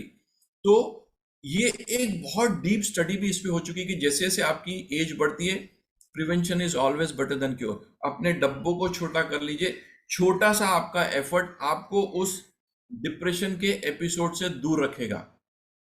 बहुत सारे लोगों के साथ ये होता ही होता है। आप भी अपने परिवार में रिकॉल करेंगे तो आपको लगेगा हाँ, आपकी दादी से छूट गया, नानी से छूट गया, या मेरी माँ से जब छूटता है तो कैसे डिप्रेशन में चले जाते हैं। मैं आपको अपने घर की बात बता रहा हूँ। And so the easy way out to avoid that depression situation is go for a small container which you can handle easily. इस चीज को ध्यान देके करने की कोशिश कीजिए। This is something very very important. आप जैसे क्या होता है, हमेशा हम कहते हैं मूल से ज्यादा प्यारा सूद होता है। सो आपको अपने ग्रैंड चिल्ड्रन से ज्यादा अटैचमेंट होगा अपने बच्चों के बदले। आपके जो नाती हैं, पोते हैं, वो आपसे ज्यादा कनेक्टेड रहेंगे। उनको लगेगा कि चलो मैं अपनी दादी को मिलके आती हूँ, नानी को मिलके आती हूँ, उनकी बॉन्डिंग बहुत अच्छी होगी। आपकी क्या रिस्पॉन्सिबिलिटी, आपकी रिस्पॉन्सिबिलिटी है कि आपको अपने third generation, you are the first generation, आपके बच्चे सेकंड है, और दी उनके बच्चे जो आपके ग्रैंड चिल्ड्रन है वो आपके थर्ड जनरेशन है। आपकी रिस्पॉन्सिबिलिटी बनती है कि आप उनको स्टोरी टेलिंग करें। आप उनको वो सारे स्क्रिप्चर्स जो आपने शायद जिंदगी में कभी नहीं पढ़े होंगे, अब पढ़ना शुरू कर दीजिए। आपको भगवत गीता पढ़नी ही है। Bhagavad Gita is not religious book, it is a book which shows you how to live life. आपको जिंदगी कैसे जीना चाहिए वो गीता में बताया गया है। तो भगवत गीता पढ़ना शुरू कर दीजिए, रामायण पढ़ना शुरू कर दीजिए। नहीं पढ़ सकते तो आपको यूट्यूब पे बहुत सारी चीजें मिल जाएगी। महाभारत के बहुत सारे कैरेक्टर हैं, छोटा छोटा है, स्टोरी बुक लीजिए, पढ़िए, और आप अपने बच्चों के बच्चों को, ग्रैंड चिल्ड्रन को, थर्ड जनरेशन को छोटी छोटी कहानियां सुनाना शुरू कीजिए। अगर आप ये नहीं करेंगे, अगर आज आपने उनको छोड़ दिया, तो उनको मालूम ही नहीं पड़ेगा कि हमारे स्क्रिप्चर्स में क्या है, हमारा कल्चर कितना रिच है। उनको तब पड़ेगा जब इंटरनेशनल योगा डे होगा, तब जाके वो योगा करेंगे। जब वो लंदन में जाके किसी स्कूल में सुनेंगे, अरे ये तो संस्कृत में श्लोक बोलता है, हम भी श्लोक बोलते हैं, तब वो घूम के इंडिया में आएगा, बोलेगा माँ तुमने तो मुझे सिखाया नहीं, दादी तुमने मुझे सिखाया नहीं। It is very easy to blame anybody, it is very difficult to take the responsibility. It is our responsibility to teach third generation. हमारे स्क्रिप्चर्स में क्या लिखा है, ये मेरी मॉरल रिस्पॉन्सिबिलिटी बनती है कि मैं मेरे ग्रैंड चिल्ड्रन को वो सारी चीजें बताऊं। हमारी जो थर्ड जनरेशन है, स्क्रीन टाइम पे जितने भी चीजों को ऑब्जर्व करिए, वो सारे इंटरनेशनल है। उनका कैप्टन अमेरिका उनका स्टार बना हुआ है, स्पाइडरमैन है, सुपरमैन है, सुपर वुमन है, जितने भी ब्रांड की हम बात करें सारे इंटरनेशनल है। उनमें से कोई भी इंडियन स्क्रिप्चर से, हमारे भगवान से कनेक्टेड नहीं। आप पूछो भाई राम कौन था, मालूम नहीं है। आप पूछो भाई महाभारत क्यों हुआ था, हमें मालूम नहीं है। ये हमारी रिस्पॉन्सिबिलिटी बनती है कि हम उन्हें कैसे अपने कोर से रिकनेक्ट करते हैं। मोस्ट इंपॉर्टेंट थिंग, आप उन्हें धक्का मार के मंदिर लेके जाइए। आज की जनरेशन मंदिर नहीं जाना चाहती है, आपको उनको मंदिर लेके जाना है। आपको उनको बताना है कि आपके लिए ये बहुत जरूरी है। जब आप मंदिर जाते हैं तो किस तरीके से मंदिर जाना चाहिए। हम में से भी बहुत सारे लोगों को पता नहीं कि मंदिर कैसे जाना चाहिए। जब हम मंदिर जाते हैं, हमने ये शुरू से प्रैक्टिस बनाई है कि हम पहली सीढ़ी को छूते हैं, माथे को हाथ लगाते हैं, फिर गले पे लगाते हैं, और फिर हम अपने लंग्स के बीच में उसको टच करते हैं। हमने जो देखा है वैसा हम फॉलो कर रहे हैं, without understanding what is the meaning of doing this practice. हम ये इसको क्यों करते हैं, इसके पीछे भी बहुत साइंटिफिक रीजन है। जब आप पहली सीढ़ी को लगाते हो, आप बेसिकली थर्ड आई चक्रा को प्रेस कर रहे हो और उसको एक्टिवेट कर रहे हो। आप अपने यहाँ के चक्रा को प्रेस करते हो, उसको एक्टिवेट कर रहे हो। बीच के जो एरिया को थोड़ा सा प्रेस करते हो, उनको एक्टिवेट करो। जब आप जाते हो मंदिर में, ये 3 जगह प्रेस करते हो, बेसिकली आप अपने 3 चक्रास को एक्टिवेट कर रहे हो, so that you can connect to the super power. Number 1, this we have to do it now religiously, क्योंकि हमें इसके पीछे का साइंस मालूम पड़ गया है। सेकेंड थिंग, जब आप मंदिर में जाते हो तो आपको बेल बजा के उसके नीचे 15 to 30 सेकंड खड़े रहना है। क्यों खड़े रहना है? जो बेल जब बजती है उसमें जो उन्होंने मेटल यूज किया है, और आपका माइंड उसके आसपास रहता है, तो वो 0 लेवल पे चला जाता है। आपके दिमाग में जितने थॉट प्रोसेस होते हैं उस टाइम के लिए, उस क्षण के लिए रुक जाते हैं। क्यों रुक जाते हैं या क्यों रुकना चाहिए? You need to come to 0 level so that you can connect to your god. जिस आप मंदिर में जा रहे हैं, जिस भगवान को मिलने जा रहे हैं, आप उससे कनेक्ट कर सके। क्यों कनेक्ट कर सके? जब भी किसी मंदिर में मूर्ति पूजा होती है या उसकी स्थापना की जाती है, उससे पहले वहां पे उसका वास्तु ठीक किया जाता है। जितने भी इंपॉर्टेंट पावर्स हैं उसको एक जगह पे कनेक्ट किया जाता है और वहां पे मूर्ति को रखा जाता है। सो जो आपका गृह स्थान होता है या जो आपका कोर होता है, जहां पे आपने मूर्ति की स्थापना की गई है, आप वहां पे एक्स्ट्रा पावर, एक्स्ट्रा एनर्जीज रहती ही रहती हैं। सो इसलिए आप बोलते हैं जब आप मंदिर जाते हो तो मेरे को एक डिफरेंट फीलिंग आती है। वो फीलिंग इसलिए आती है क्योंकि वहां पे जो पावर्स हैं, जो एनर्जीज रोटेट कर रही है, उसमें आप भी जाके कनेक्ट हो जाते हैं एंड आपकी क्लिनजिंग हो जाती है। आज के बाद जब भी आप जाए, ये प्रोसेस को फॉलो कीजिए। थोड़ी देर वहां पे बैठ के आइए तो आपको वो फर्क मालूम पड़ेगा। इससे पहले आप मंदिर जाते थे तो क्या होता था, और अब आप मंदिर जा रहे हैं, अपने 3 चक्रास को एक्टिवेट कर रहे हैं, घंटी बजा के वहां पे एक 15 से 20 सेकंड रुक रहे हैं, और फिर आप अपने ईश्वर से मिलने जा रहे हैं। आपको हो सकता है कि आधा मिनट, 1 मिनट का ही मौका मिले अपने ईश्वर के सामने खड़े होने का, आपको धक्का दे दिया जाए, बट आप किस श्रद्धा से वहां पे जाते हैं, दैट इज वेरी इंपॉर्टेंट। अगर आप वो जर्नी को फॉलो कर रहे हैं तो बेनिफिट्स इंपॉर्टेंट ही होंगे। Not 2 very very important things. Ladies के कॉन्टेक्स्ट में जब वो मंदिर में जाते हैं तो उनको अपने बालों को, आजकल तो सिस्टम हो गया खुले बाल, ये बाल वो बाल, उसमें हम नहीं जाते। जब भी आप बालों को रखने की कोशिश कीजिए, आगे रखिए। अगर आप पीछे भी रखते हैं तो अपने माथे को पूरा ढक लीजिए जिससे आपके बाल कवर रहे। नंबर 1, आपके बालों को, इसलिए हम बोलते हैं ना, चुन्नी डाल के माता के दरबार में जाइए। सो आपके बालों को आपको कवर करना है, नंबर 1। नंबर 2, जब भी आप जा रहे हैं मंदिर में, कोशिश कीजिए इंडियन ड्रेस में जाए। अगर आप साड़ी पहन के जा रहे हैं तो आपका जो पल्लू है वो आगे की साइड में होना चाहिए, पीछे नहीं होना चाहिए। अक्सर देखा गया है कि जो लेडीज जाती हैं उनका पल्लू जमीन पे लगता रहता है, इधर उधर घूमता है। आपको अपने पल्लू को संभाल के रखना है। तीसरा, अगर आप स्कार्फ पहन रहे हैं, चुन्नी ले रहे हैं, तो आपके चुन्नी के स्कार्फ के दोनों एंड सामने की तरफ होना चाहिए, पीछे नहीं होना चाहिए। मैं आपको सिर्फ इतना ही बोलूंगा। मैं जो बोल रहा हूँ उसका रेलेवेंस जो बंगाल से है, कोलकाता से, they understand why it is to be done. आपके जो भी चुन्नी का एंड खुला नहीं होना चाहिए। That is the easiest way to do black magic. So whenever you go to temple, ensure that आपका पल्लू, आपकी चुन्नी आगे की तरफ ही रहे। मोस्ट इंपॉर्टेंट थिंग, जब आप मंदिर जा रहे हैं कोई भी काला कपड़ा मत पहनिए। साउथ में कुछ टेम्पल है जहां पे काले कपड़े पहने जाते हैं। बेसिकली जो काला कपड़ा है, काला रंग है, वो रौद्र का है या मृत्यु का है। रिचुअल्स करते हैं, कोशिश करते हैं काले चीजों को अवॉइड करें। जब आप काली माता का पूजा करते हैं तो काला रंग वहां पे यूज होता है। कुछ ही पूजा में काले तिल चढ़ाए जाते हैं, काले तिल अदरवाइज नहीं चढ़ाए जाते। काले रंग को हमेशा अवॉइड किया जाता है। सो लेडीज जब भी मंदिर में जा रहे हैं कोशिश कीजिए कि ब्लैक रंग नहीं होना चाहिए। जेंट्स के केस में प्लीज अवॉइड ब्लैक कलर। बोलेंगे हम तो 3 ऑब्जर्वेशन आपसे शेयर करता हूं जो आपको मालूम पड़ेगा कि आप अननोइंगली ब्लैक रंग लेके टेम्पल में जा रहे हैं। नंबर 1, आपका बेल्ट ब्लैक होता है।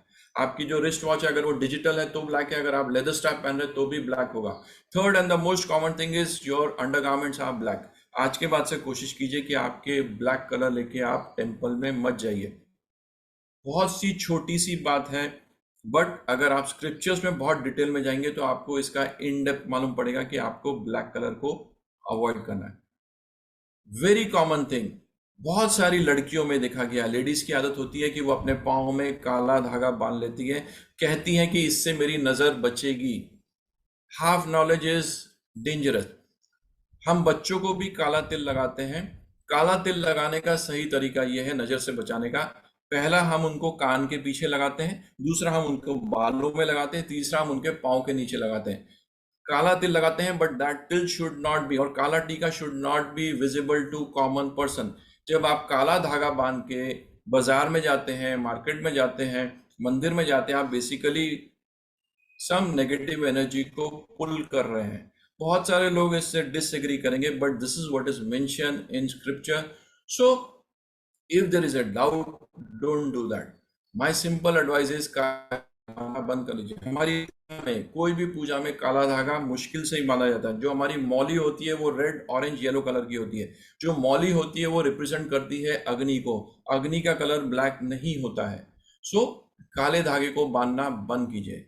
नेक्स्ट पॉइंट इज, हमारी एज हो गई है, हर 3-6 महीने 9 महीने में लोगों को गिफ्ट देना शुरू कर दिए। जो आपकी डोमेस्टिक हेल्प करते हैं, जो आपके रिलेशन में, आपके फ्रेंड सर्कल में, विदाउट रीजन गिफ्ट देना शुरू कर दीजिए। हम क्या करते हैं, ओकेजन ढूंढते हैं। दिवाली आएगी तो ही गिफ्ट देंगे, ईद आएगी तो मैं मेरे मुस्लिम दोस्तों को गिफ्ट दूंगा। विदाउट रीजन गिफ्ट देना शुरू कर दीजिए। This will make your life very interesting. People will start getting connected to you. Most important thing, जब आप गिफ्ट दे रहे हैं बिना एक्सपेक्टेशन के दीजिए। क्या होता है, हम लोग की आदत बड़ी अच्छी है, गिफ्ट देते हैं तो एक्सपेक्ट करते हैं कि हमको रिटर्न गिफ्ट मिलेगा। अब तो कल्चर हो गया, आपने मुझे गिफ्ट दिया मैं भी आपको गिफ्ट दूंगा। सो जब भी आप कोई गिफ्ट दे रहे हैं प्लीज रिटर्न गिफ्ट की एक्सपेक्टेशन मत कीजिए। दूसरी चीज, आप ये मत सोचिए कि आपका गिफ्ट दिया सामने वाले को अच्छा ही लगेगा, उसको अच्छा नहीं लगेगा। फिर भी आप अपनी श्रद्धा से वो गिफ्ट दे रहे हैं। सो ये गिफ्ट देने का प्रोसेस शुरू कर दीजिए, क्योंकि हर एक इंसान को बहुत अच्छा लगता है कि उसको गिफ्ट दिया जाए। और आप जब अनएक्सपेक्टेडली गिफ्ट देंगे तो आपकी लाइफ में बहुत सारी अच्छी चीजें होने शुरू हो जाएगी, क्योंकि universe will take care of these gifts. साल में एक बार आपको मेडिकल चेकअप कराना ही है। अगर आप हेल्दी हैं तो भी कराना है, हेल्दी नहीं है तो कराना ही कराना है। ठीक है जी, तो ये आप मान के चलिए, this is mandatory thing, we are talking about health. So ये जरूरी है। नाउ आपका जो भी मेडिकल का बिल आता है आपको खुद ही पे करना है, खुद ही पे करना है। आप बोलो मैंने मेडिक्लेम लिया, एग्रीड, आप डॉक्टर के पास विजिट कर रहे हैं, आप ही उसका बिल का पेमेंट करें। आप अपने बच्चों के साथ जा रहे हैं, जो भी कर रहे हैं, बट कोशिश कीजिए आप ही अपना मेडिकल का बिल पे करें। The reason is very simple, जब आप अपने मेडिकल का बिल देते हैं, जब आप अपनी खुद की दवाइयाँ खरीदते हैं, उसका इफेक्ट थोड़ा सा जल्दी होता है। सुनने में हमको बहुत ऑड लगता है, बट दिस इज ट्रुथ। सो कोशिश कीजिए खुद अपना मेडिकल मेडिक्लेम के बाद के जो ऊपर के पैसे खुद दीजिए। आपका हेल्थ इंश्योरेंस होना ही चाहिए, मेडिक्लेम होना ही चाहिए, मेडिक्लेम का टॉपअप होना जरूरी है। आपकी ये जो भी पॉलिसी है खुद की इंडिविजुअल कैपेसिटी में लीजिए। आप ये मत बोलिए मेरे बच्चों की कंपनी ने लिया है, जो भी है that is all added benefit. आपको खुद इंश्योरेंस लेना है, हेल्थ इंश्योरेंस लेना है, मेडिक्लेम लेना है। अगर आप बोलो मेरे पास तो मेडिक्लेम ही है, हेल्थ इंश्योरेंस की क्या जरूरत है, हेल्थ इंश्योरेंस भी बहुत बहुत बहुत जरूरी है।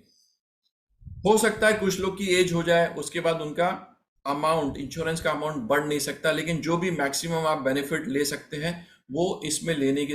Prevention is always better than cure. So ये आप बेसिकली अपने आप को प्रिवेंट करने के लिए कोशिश कर रहे हैं, क्योंकि अब हम उन सब एज सेगमेंट में आ गए कि कभी भी हमारा मेडिकल इमरजेंसी आ सकती है, कभी भी हमको हॉस्पिटलाइज होना पड़ सकता है, और आजकल हॉस्पिटल में जाना इज वेरी एक्सपेंसिव। सो उसके लिए आपको तैयार रहने की जरूरत है। वेरी इंपॉर्टेंट, आप अपनी विल बनाइए। अब बोलोगे नहीं मेरी तो एक ही बेटा है, एक ही बेटी है, कुछ भी हो, विल बनाना बहुत जरूरी है। बेसिकली आप विल क्यों बना रहे हैं? आप बेसिकली एक सक्सेशन का प्रोसेस बना रहे हैं। आप बेसिकली ये बोल रहे हैं कि मैंने जो भी अपने जीवन में पैसा कमाया है, मेरे बाद ये पैसों का डिस्ट्रीब्यूशन ऐसा होगा। आपको विल बनाने के लिए कोई बहुत बड़ा खर्चा नहीं है। हमको लगता है हमको एडवोकेट के पास जाना पड़ेगा, ये खर्चा वो खर्चा। बहुत सिंपल है। जब आप विल बनाते हो तो आपको एक डॉक्टर का सर्टिफिकेट लगता है। डॉक्टर ये लिखता है कि you are mentally fit to take your own decision. Number one, आप जो भी विल बनाते हैं उसमें सिंपल लिख सकते हैं कि मेरे जाने के बाद जो कुछ भी मेरा है वो मेरे स्पाउस को जाएगा, और मेरे स्पाउस के गुजर जाने के बाद ये जो भी मेरी धनराशि एसेट है वो मेरे बच्चों में डिस्ट्रीब्यूट होगी। कैसे डिस्ट्रीब्यूट होगी वो आप डिसाइड कर लीजिए। मेरे बड़े लड़के को इतना, छोटे लड़कों को इतना, या इक्वली डिस्ट्रीब्यूशन होगा, जो भी आपको ठीक लगता है। You have to talk about everything. You have to talk about your assets. You have to talk about your bank balance, your jewellery, जो भी आपके पास है, जो भी आपकी समस्या, आपका एसेट है, उसका डिस्ट्रीब्यूशन उसमें करके रखिए। आपको अपने लिए भी बनाना है विल, आपको अपने स्पाउस के लिए भी बनाना है कि अगर आपका स्पाउस विल लिख रहा है तो वो भी ऐसा लिखेगा, उसके जाने के बाद सब कुछ आपके नाम पे, और आपके गुजर जाने के बाद आपके बच्चों के पास जाएगा। जब आप विल बनाते हैं, नॉर्मल पेपर पे भी लिख सकते हैं, आपको दो विटनेस लगेंगे, एक आपका सीए हो सकता है, दूसरा आपका फ्रेंड भी हो सकता है।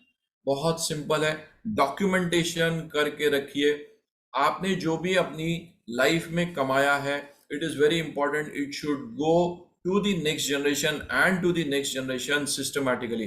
क्योंकि हमेशा देखा गया है थर्ड जनरेशन आते आते पैसे को लेके झगड़ा होता है। जब टिकट साइज छोटी होती है तो फर्क नहीं पड़ता है, जैसे जैसे टिकट साइज बढ़ती है कि प्रॉपर्टी की वैल्यू 2 करोड़ है, 4 करोड़ है, तो सगा भाई भी सगे भाई से झगड़ा करने के लिए तैयार रहता है।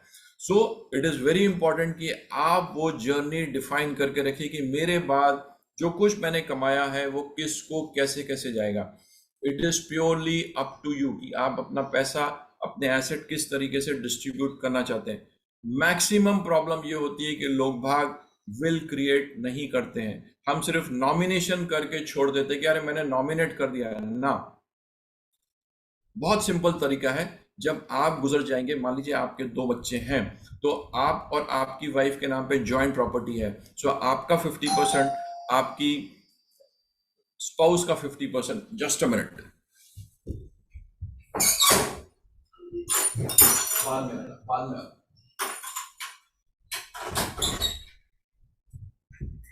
सो आपका 50%, आपके स्पाउस का 50%, ये हो गया।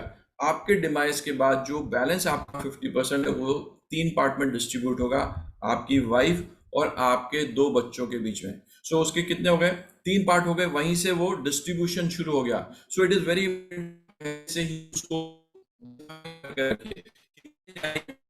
प्रॉपर्टी, मेरा जो कुछ भी है वो किस तरीके से डिस्ट्रीब्यूट होगा, ये बहुत बहुत बहुत जरूरी है।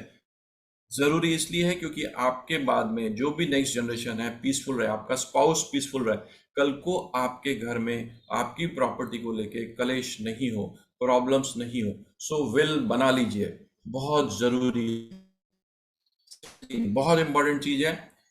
आपको जर्नल लिखना है। जर्नल इज बेसिकली एक डायरी। आपको रोज लिखना है, उसमें कुछ छोटी सी चीजें लिखनी है। आज मैंने क्या नया सीखा। आपको कोशिश करनी है कि कुछ ना कुछ आपने सीखते रहना चाहिए।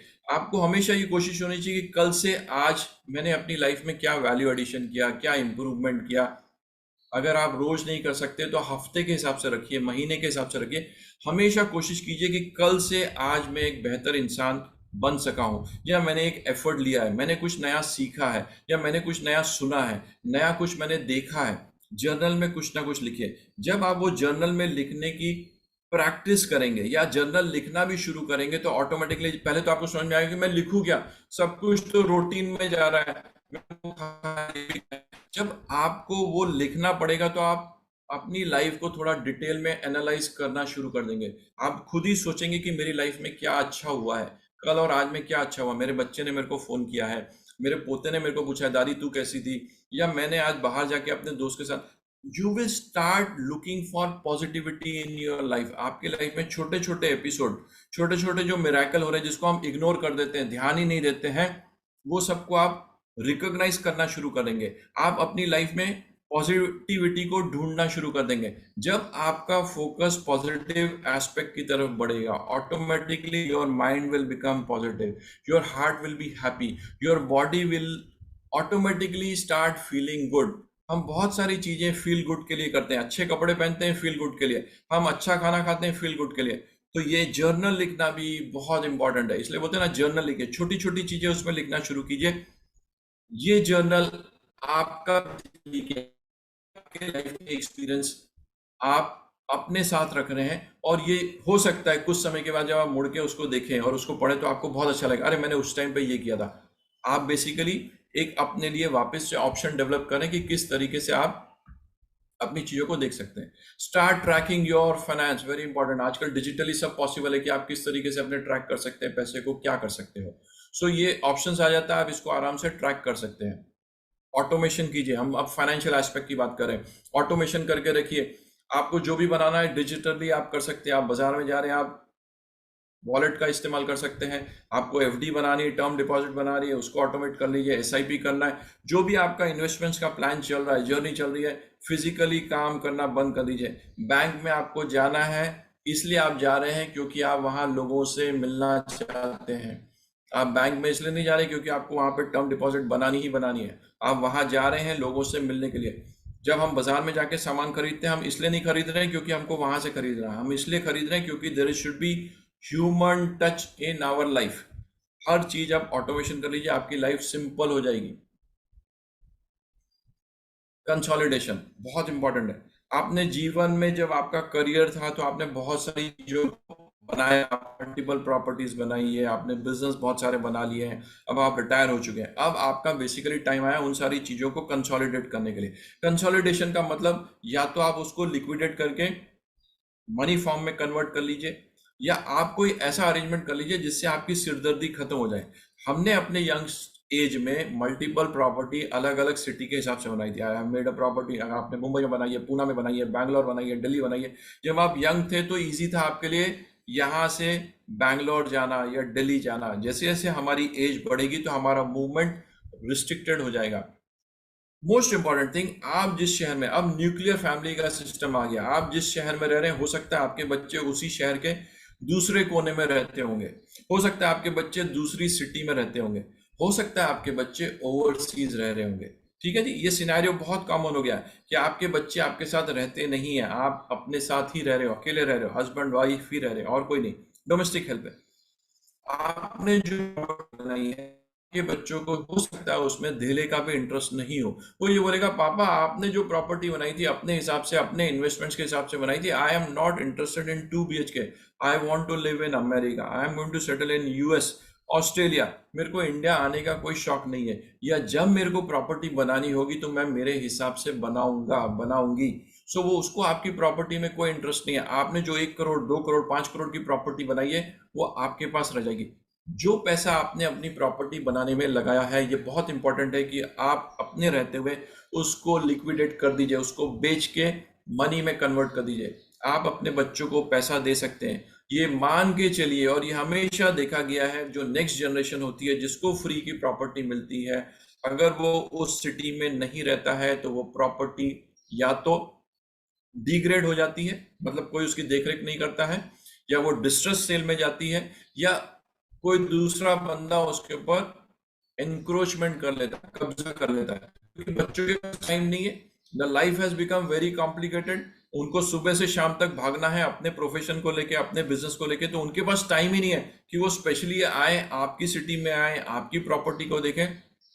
बहुत इंपॉर्टेंट है, आप रहते रहते अपनी चीजों को समेट लें। It is very easy to transfer money, but it is very difficult to transfer property, because आप डॉक्यूमेंटेशन तो कर लेंगे, बट आपका बच्चा उसका ध्यान रखेगा कि नहीं रखेगा आपको मालूम नहीं। आपके जो 50 लाख, 70 लाख, 1 करोड़, 2 करोड़ की प्रॉपर्टी वैसे के वैसे वेस्ट हो जाएगी। So it is always advisable to consolidate your assets, convert into money before you depart from this अर्थ।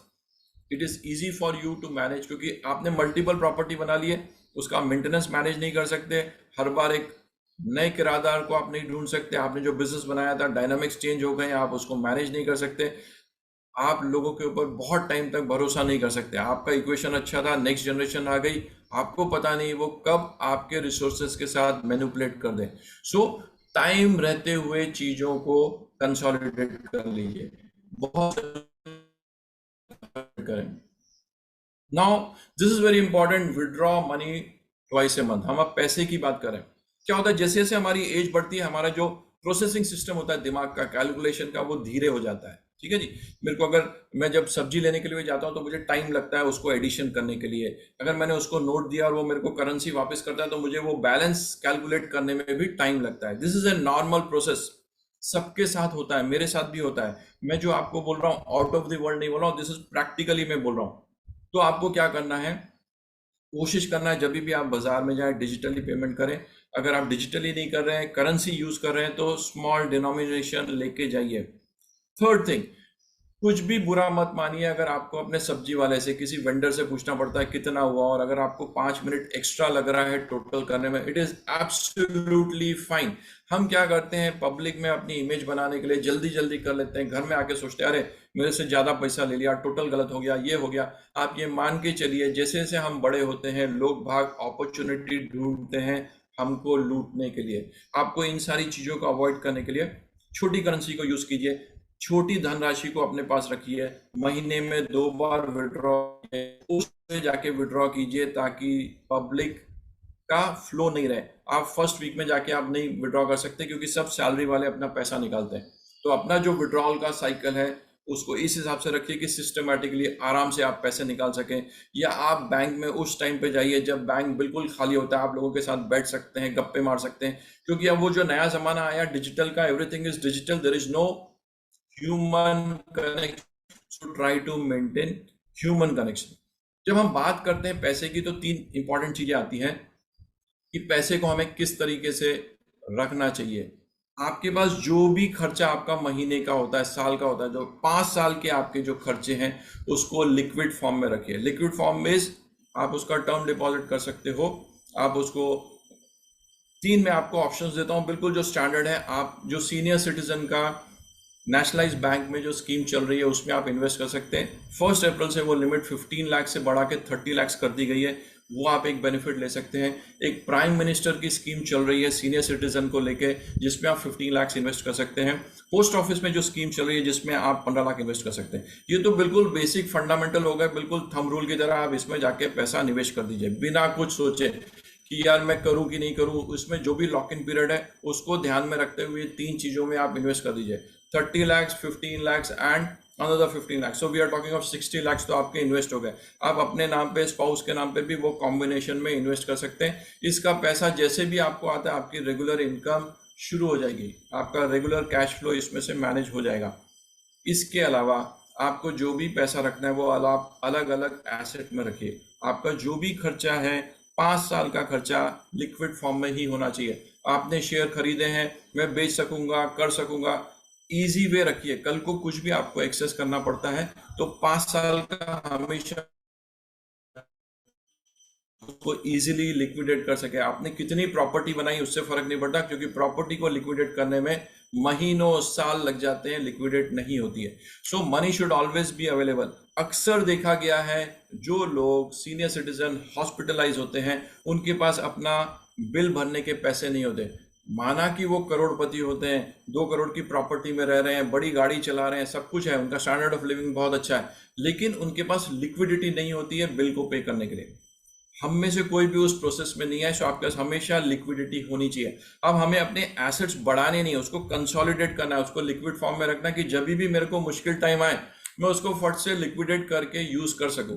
अभी तक तो हम पैसे बढ़ाने की बात कर रहे थे, अब हम अपने आप को प्रोटेक्शन की बात कर रहे हैं कि किस तरीके से मेरी लाइफ इजी हो, कंफर्टेबल हो, सिक्योर हो। तो आपको ये चीज का ध्यान रखना है। अगर आप कुछ करना चाहते हैं तो इंटेलेक्चुअल प्रॉपर्टी क्रिएट करने की कोशिश कीजिए। मोस्ट इंपॉर्टेंट थिंग, जब भी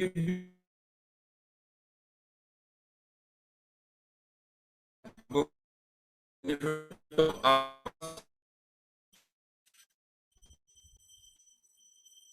आपके पास लोग अलग अलग बिजनेस की स्कीम लेके आ जाएंगे कि ये बिजनेस कर लीजिए, वो बिजनेस कर लीजिए, कोई भी नया वेंचर लीजिए मत। क्योंकि अब हमारे पास जो पैसे कमाने का जरिया था वो लगभग खत्म हो गया। हमारे पास अब वो ऑप्शंस बचे नहीं है कि भाई हम कितना पैसा कमा सकते हैं, क्योंकि मेरी एक्टिव लाइफ चले गई, अब मेरे को पैसिव इनकम के ऊपर ही रहना है। अक्सर हमने देखा गया है जो लोग वीआरएस लेके बड़ा पैसा मिलता है किसी बिजनेस में लगाते हैं, मैक्सिमम टाइम वो फेल होते हैं। The percentage is almost 95%। जो हमको और आपको सक्सेस स्टोरी सुनाई जाती है वो सिर्फ 1% की होती है। देखिए केएफसी वाले ने इस एज में शुरू किया था, बट केएफसी वाला एक ही है। आपको ऐसे जो उदाहरण दिए जाते हैं वो 1% में आते हैं। मान के चलिए कि हम उस 1% पे नहीं आते, मेरा रुपए का 1 रुपया 10 पैसे नहीं होगा चलेगा, लेकिन रुपए का 90 पैसा 80 पैसा नहीं होना चाहिए। सो मैं मेरे पैसे को बढ़ाऊं नहीं चलेगा, लेकिन उसका नुकसान नहीं हो। सो जब भी कोई भी आपको आके बोलता है trust me this is the best scheme, say I don't want to get into new business. अगर आपको फिर भी लगता है मैं उस बंदे पे बहुत भरोसा करता हूं, करती हूं, तो आपका जो भी रिटायरमेंट का कॉर्पस है उसका 15%, ओनली 15%, मैक्सिमम 15% वेंचर में निवेश कर सकते हैं। नंबर 1। नंबर 2, अगर आप उस वेंचर में 15% निवेश करते हैं तो आपको वो 15% मैक्सिमम, मतलब आप डिवाइड करेंगे तो 3 से 5 इंस्टॉलमेंट में ही पैसा देना। आप पहली बार में पूरा पैसा नहीं देंगे।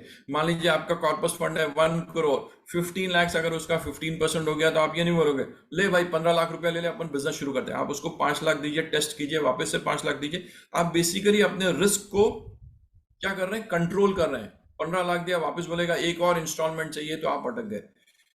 So you have to draw a line. If you're starting a venture, maximum is 15 lakhs, 15% of your corpus, you will go for new venture. That to be, you have to split in 3 to 5 installment. एक बार में पैसा दीजिए नहीं, आपको फट से मालूम पड़ जाए कि नहीं चलने वाला, आपको बेवकूफ बना रहा है। रिटायर होने के बाद कोई भी नया लोन नहीं लेंगे, भले वो घर बनाने के लिए लेना है, अपने बच्चों की मैरिज के लिए लेना है, बच्चों की एजुकेशन के लिए लेना है, हम कोई भी नया लोन नहीं लेंगे। क्योंकि अक्सर देखा गया है जो बच्चों को आप ओवरसीज भेजते हैं बड़ा सा लोन लेके, आपको पता नहीं कब फैमिली के डायनामिक्स चेंज हो जाए और आपके बच्चे, अनफॉर्चुनेटली ऐसा बहुत सारे लोगों के साथ हुआ है, वो हाथ पीछा कर लेते हैं। You have taken the loan, you manage, आपकी रिस्पॉन्सिबिलिटी थी मेरे को पढ़ाना, मेरे को बड़ा करना, अब आप अपने लोन को मैनेज कीजिए। The biggest example is of Raymond industry. Father ने बच्चे के नाम पे उन्होंने ट्रांसफर कर दिया, बच्चे ने अपने फादर को घर से निकाल दिया, अब सब कुछ मेरा, आपको जो करना है करो।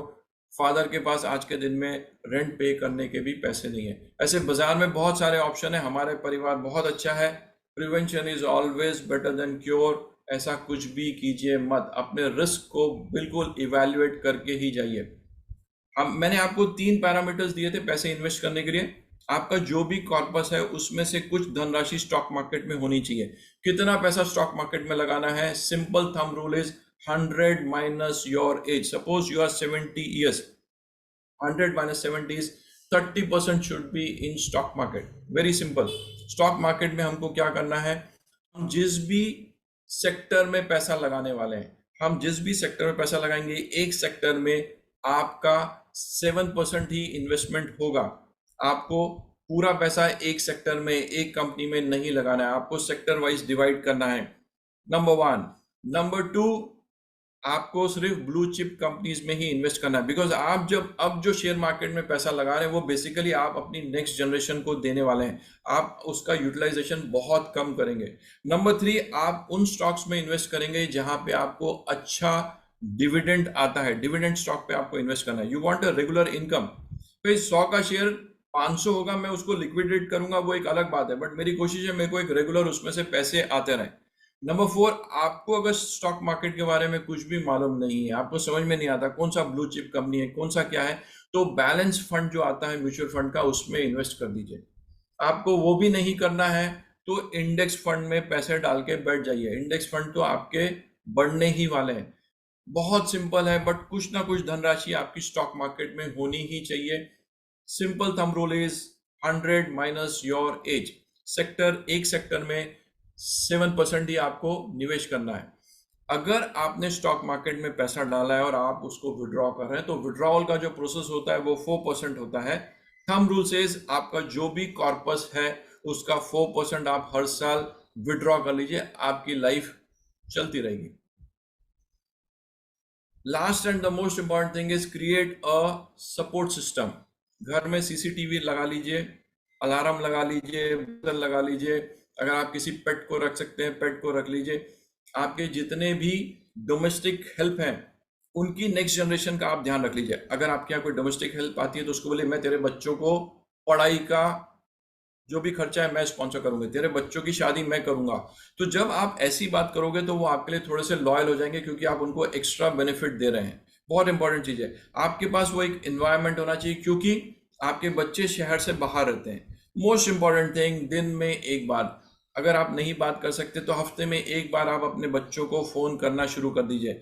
हर दिन, हर ऑल्टरनेट डे अपने बच्चों को गुड मॉर्निंग का मैसेज भेज रहे हैं। इसलिए नहीं भेज रहे हैं कि आप उनसे बहुत ज्यादा कनेक्टेड हैं, हो सकता है आप उनके टाइम पे उनकी लाइफ में एनक्रोचमेंट कर रहे होंगे। The bottom line and the ruthless truth is that you are basically conveying to your kids that you are still alive.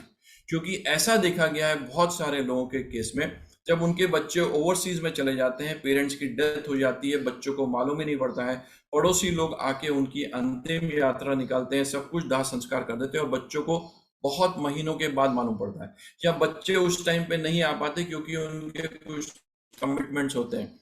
So we are basically sending a good morning message. It feels very odd to listen and to say this, कि आप अपने बच्चों को बता रहे हो कि हाँ मैं जिंदा हूं, बट कुछ कड़वे सच हमें एक्सेप्ट करने पड़ते हैं। सो एक सिस्टम बनाइए कि आप अपने बच्चों को कन्वे कर सके या अपने भाई बहनों को कन्वे कर सके ऑन रेगुलर बेसिस। अब हम उस एज में आ गए, कभी भी वो एपिसोड हो सकता है कि जब हमको बोले कि भाई बस, कभी भी घंटी बज सकती, कभी भी बुलावा आ सकता है, हमें हमेशा तैयार रहना है। मोस्ट इंपॉर्टेंट थिंग, आपको अपने स्पाउस को तैयार करना है। आपने अपने स्पाउस को अभी तक कुछ नहीं सिखाया।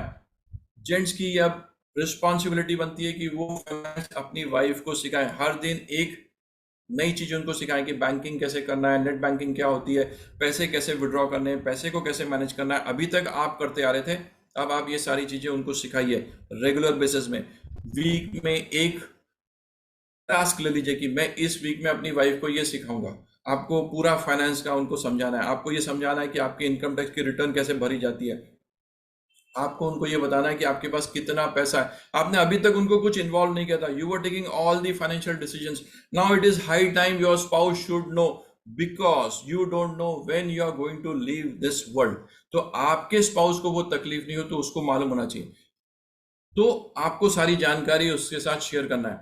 वहीं पे लेडीज को अपने हस्बैंड को ये एजुकेट करना है, ये समझाना है कि कल को मैं चले जाती हूँ तो आपको अपने कपड़े कैसे मैनेज करना है। क्योंकि हमारी आदत है, जेंट्स तो उनकी ड्रेस भी उनका स्पाउस निकाल के बेड पे रखता है, ये कॉम्बिनेशन आपको पहनना है, बाहर जा रहे हो तो इस तरीके की तैयारी, शादी पे जा रहे हो तो ये तैयारी। अब आपको सब कुछ सजाया सजाया मिलता है, नहा के आए, कपड़े पहने, चले गए, खत्म। लेडीज को छोटी छोटी चीजें अपने हस्बैंड को आप एजुकेट करने की जरूरत है, आपको सिखाने की जरूरत है कपड़ों को आयरन कैसे करते हैं। हो सकता है कि आपको ये सुविधा अवेलेबल है, आपने आयरन वाले को दिया, कपड़े प्रेस करके आगे, नहीं दिया है तो उनको एजुकेट कीजिए किस तरीके से वॉशिंग मशीन चलानी है, किस तरीके से कपड़े आपको करना है, किस तरीके से आप चाय बनाएंगे, किस तरीके से दूध उबालोगे, किस तरीके से मैगी बनेगी, किस तरीके से आप चावल दाल बना सकते हो, अपने सर्वाइवल के लिए किस तरीके से कर सकते हो। कल को डोमेस्टिक हेल्प नहीं आई, मैं नहीं रही, तो आपको इतना तो आना ही चाहिए for your survival. We feel bad, but this is the truth of life. We need to educate our spouse. We need to be mentally ready कि कल को दो में से कोई भी डिपार्ट होता है तो स्पाउस कैसे मैनेज करेगा, कैसे चलेगा, चीजें कैसे मैनेज होगी। सो आपको उसके लिए तैयारी रखने की जरूरत है कि हाँ भाई, कल को ऐसा कुछ हो जाता है तो हम उसके लिए तैयार हैं। छोटी छोटी चीजें हैं, ध्यान कीजिए। State of mind should be very positive and prepare yourself for your departure. It may happen sooner or later, but one day we all have to depart from here. आपका एग्जिट अच्छे से हो, आपने जो भी समय बिताया है वो हो गया। आज और आने वाला समय आप किस तरीके से बिताते हैं, किस तरीके से आप जिंदगी को जीते हो, वो बहुत इंपॉर्टेंट है। Money is only a small component. Your mind is very important, your physical health is very important and your emotional factor is very important. इन चीजों के ऊपर काम करना शुरू कर दीजिए। हमें पैसे जितने कमाने थे हमने कमा लिए, अब तो हमें हमारी स्टेट ऑफ माइंड को ठीक रखना है, हमारी फिजिकल जो हेल्थ है उसका ध्यान रखना है। इन चीजों को आपने कवर कर लिया, life will become very very good. I end my session here. Thank you so much for giving me an opportunity to share all these pointers. I hope मैं कुछ इसमें आपका वैल्यू एडिशन कर सका हूँगा। So I take your leave. Thank you so much. Good day and a very good Sunday. Thank you, Rohit. Thank you.